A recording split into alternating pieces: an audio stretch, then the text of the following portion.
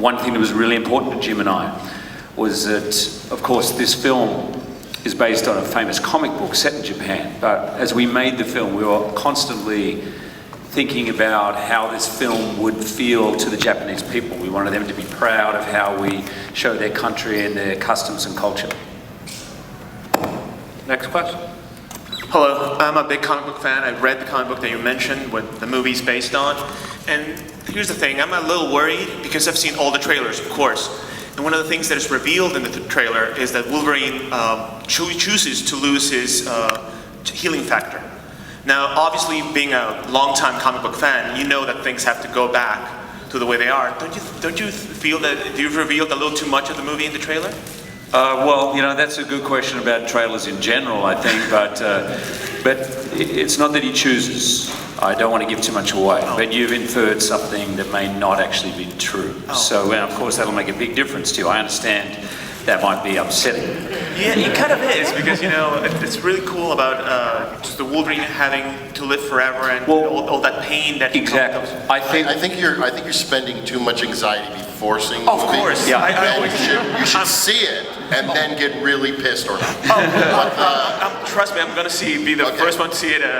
No, but I think that you may be more satisfied with what you experience in the film when it's not upcut to 2 minutes and 10 seconds. But you know what is in the film, and I don't mind saying, and you can feel that from the trailers, is imagine being 200 or 300 years old and living with the fact that everyone you've known or loved has passed or died, or in the case with Jean Grey, the love of his life, he killed her, you know, as she'd become Dark Phoenix. At the end of X-Men 3, he kills her and then roll credits, you know. So finally in this movie we get a chance to live with what haunts Wolverine, what it is like having that sort of immortality, being who he is, and knowing that his strengths bring destruction, pain and loneliness as well. So he questions the burden that is his life, but I'm not going to say he chooses it. Okay.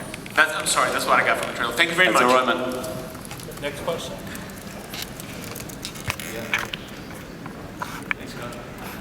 Hello. Sorry. Jourdan Gibson from web series Super Knocked Up. My question is for Mr. Mangold. You have a very diverse, wonderful group of films under your belt. Looking back on this film, what are you most proud of? What is something that just makes you stand up even taller? I mean, it is Wolverine. People love this whole world, but what's your proudest moment looking back on filming this? Well, there's a couple things. One proudest moment would be my long-term association with this guy right here, just realizing about halfway through that I was really proud of what we were making, and that just on a simple friendship basis and an emotional basis, you can go back 12 years and I can remember working with him and being very proud and just where we have come to. Just on a simple gut level, that. But on a movie level, I think that what I'm really proud of about the film and what I think we worked very hard to do was to deliver intense action to the fans with Wolverine, but also to deliver a drama, to deliver character work, deliver an actual movie in which between the set pieces of action, there weren't set pieces of action, but actual scenes with characters dealing with the ramifications of what had happened and where they were headed. And I think that was really the big goal for all of us when we got involved in this, was to somehow figure out if we could both let the reins go, even go further with intensity, and at the same time carry an audience through what would be scenes that would be dramatic in nature and not feature an explosion, you know.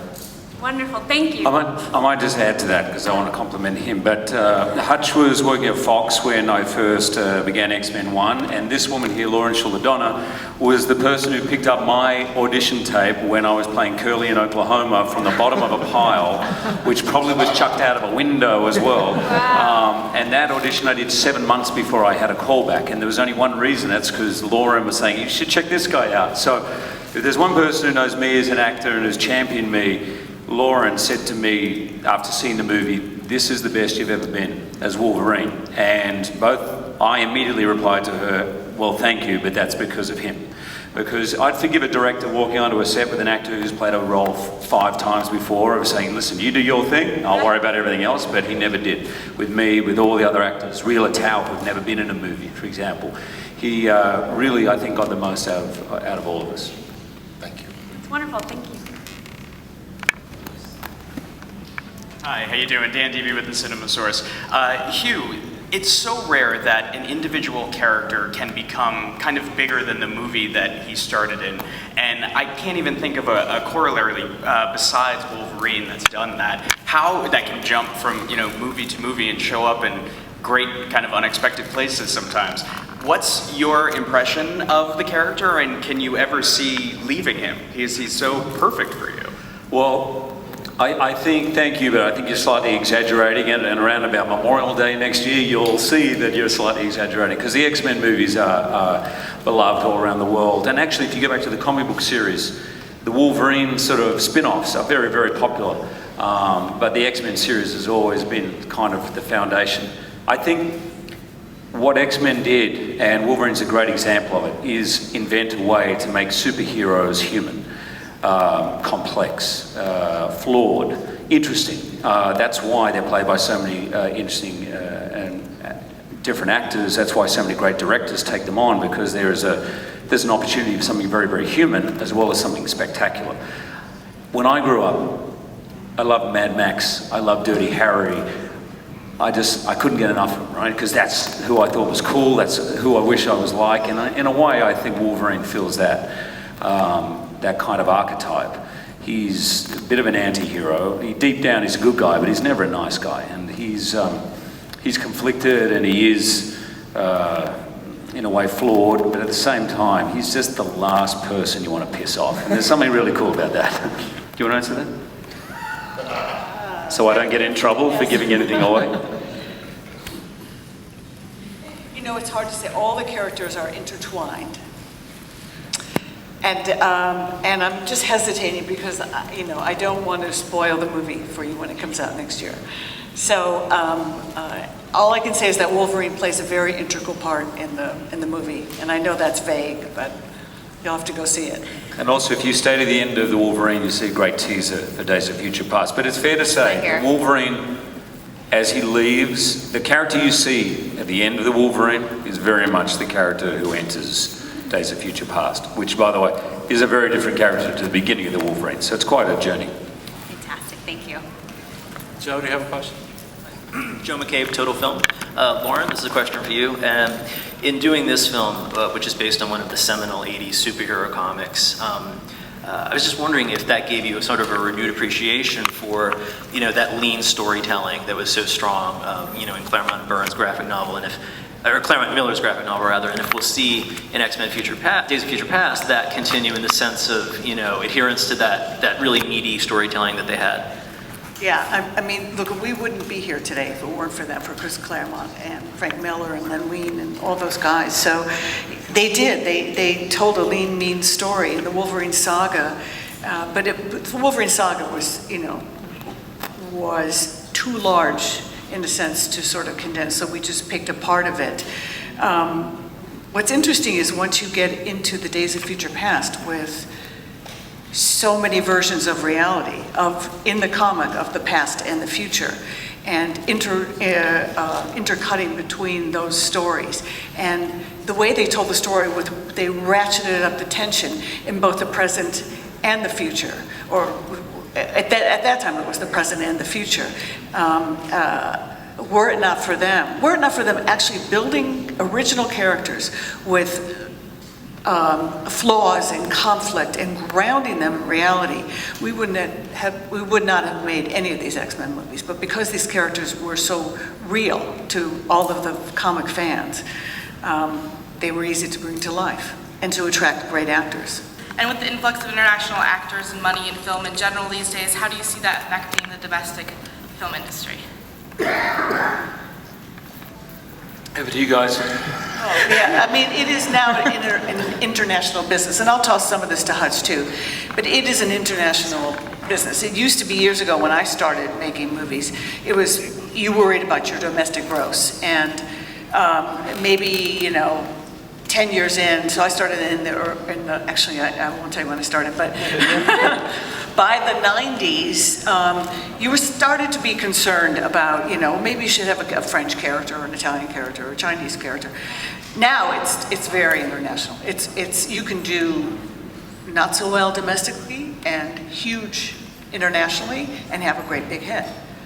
Hutch has seen a lot of this transpire too, so I'm curious to see what he'll say. Yeah, I mean, I think Lauren's right that today's movie market is a world market, right? And it's no longer a domestic-centric thinking either at any of the studios or, frankly, on behalf of filmmakers. You have to look at it in terms of a global audience. This comic and this particular story, and one that was championed so heavily by Lauren, calls up and asks us to go to Japan. And I think, interestingly, in times past, that might have felt challenging. I think in today's market, it felt like an opportunity to take the audience to a world, to take the characters to a world that we've never seen, that we really haven't seen depicted this way. And it was almost something we talked about in making the movie that felt analogous to taking them to an alien planet or taking them to a parallel universe, somewhere where we could really make them a fish out of water. And so I actually think the uniqueness and the exotic nature of Japan is going to serve, hopefully, very well to the domestic market as something new, but also to the global market. The only thing I'd add to all that is that I think that I don't really think about that so much when I enter a project, is like how I can make it work in 28 marketplaces, but I think that what Hutch and Lauren are touching upon is the idea also that this was a story that took place in Japan. And I think that one of the things that, even though the climate is changing and people are more conscious of world cinema and international markets, is I have to give credit to Fox for really coming through on something that they laid the table for when I came on the project, which is that they were really willing to take a risk with this. I don't think it's as simple, you can make a movie where you pull in different cast members, one from Europe and one from Asia and you create this kind of Benetton commercial that sells around the world. But you can also, this is a movie with, other than Hugh Jackman, it's pretty much 100% Japanese cast. So I think that took a lot of guts on the part of Fox. And I think they also let me play a third or more of the movie in Japanese, which I thought also was a very sophisticated way to go. And I think it's what plays better for audiences these days, because I think we've gotten past the age of characters from another country being alone in a bedroom speaking English for some reason. But I think it's still, you have to acknowledge in this marketplace with the amount of money getting invested in a movie, that the studio really made a commitment with this film to make something different, to make something a little left of center and a little out of the box. And I hope people appreciate that those risks were taken. They were actually backed and not fought by the studio.